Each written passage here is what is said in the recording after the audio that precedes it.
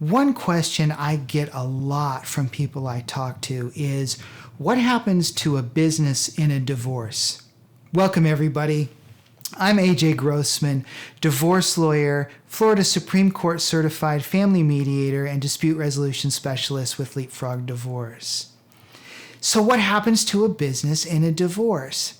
Some people are under the mistaken assumption that if they are in business with their spouse, let's say the wife owns a organization company, and the husband is the CFO for the business, and he handles all of the financial aspects while the wife is the CEO of the company.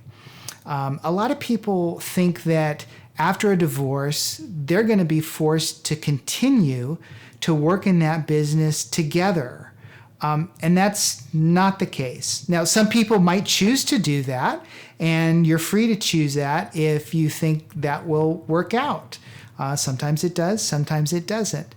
But most often what happens is that business needs to be valued. A dollar value needs to be assigned to that business. And there are a lot of different ways to do that. What I typically do is, especially for a business that has been around a while and does have significant value, is I will talk with my client about hiring what's called a business valuation expert. That person has expertise and skills in valuing businesses, lots of different kinds of businesses. And that person will prepare a report with a few different options for valuing the business. And then if you and your spouse can agree on a value, great. I think that's probably the best thing that could happen. If you don't agree, then your spouse has the option to hire his or her own business valuation expert who will do the same thing. Try and value the business. And then if you go to a trial in front of a judge, it's going to be a battle of the competing experts, your expert and your spouse's expert. And then the judge has to pick the expert that he or she thinks is most credible regarding the value. And then that's going to be the value assigned to the business. And then it's going to be equitably distributed or fairly split between you and your spouse. So let's say that you run a business, and you want to be able to keep the business after your divorce, and your business is valued at, let's say, $1 million.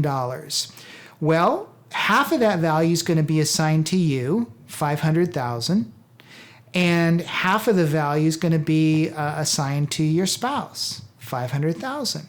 So your spouse is going to walk away from the divorce with a $500,000 interest in your business.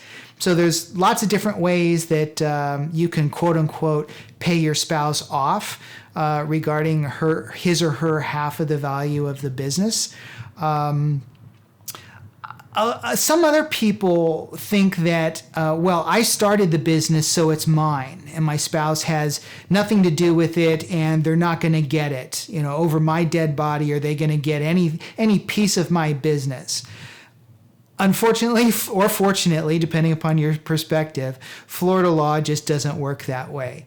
A business that is started during the marriage or even before the marriage is going to have value associated with it that has either accumulated, built up, been established during the marriage. And that value is going to have to be determined and then equitably split. So you're not going to be able to avoid having your spouse have some interest in your business. So that's the way it works. For some, that's good news. For some, that's bad news. But I do get a lot of questions about that. I'm AJ Grossman, divorce lawyer, Florida Supreme Court certified family mediator, and dispute resolution specialist with Leapfrog Divorce. I hope you found this video helpful. If you did, please consider liking it and subscribing to my channel. I'm releasing new videos all the time.